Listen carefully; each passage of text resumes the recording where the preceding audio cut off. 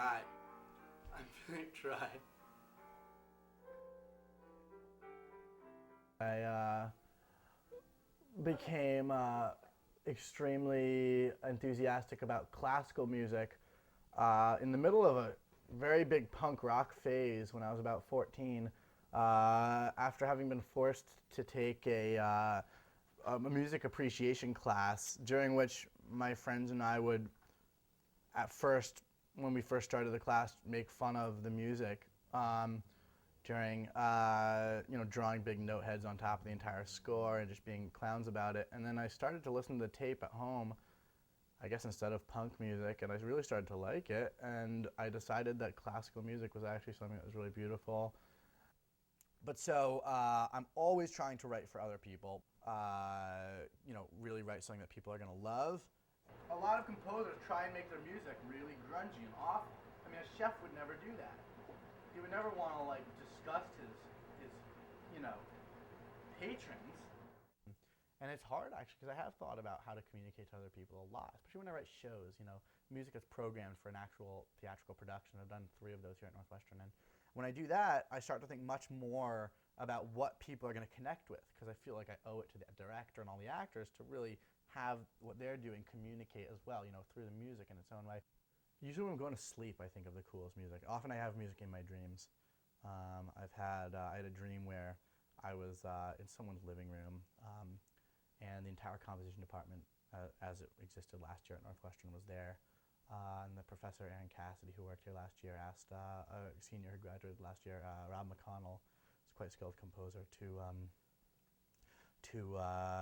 play the Scriabolo first piano sonata. Scriabolo is not a real composer. I made up the name, and I've considered a few times making it my pseudonym or something. I'm Scriabolo.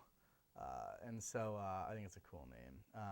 And the Scriabolo piano sonata, I have to say, was beautiful.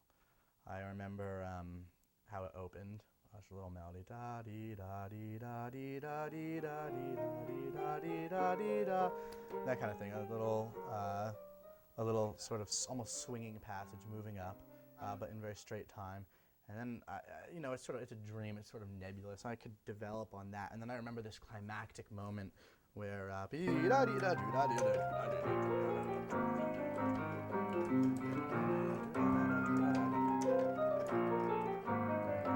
so I woke up and wrote that out.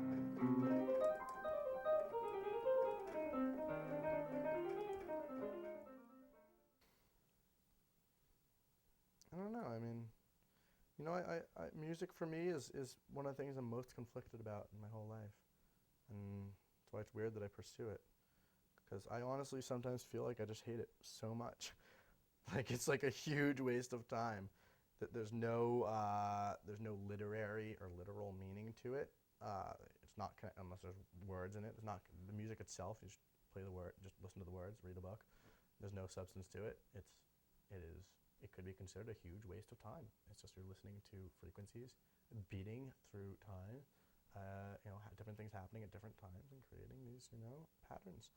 And but at the same time, I love it so much, and it gives so much depth to everything, and it's a way of collecting sounds of the universe into new ways, and creating, interesting things for people to think about, listen to, enjoy, experience, and really have lived through before they die and stuff, and change the world a little bit. So I think that's cool. And I just can't really, I feel both things.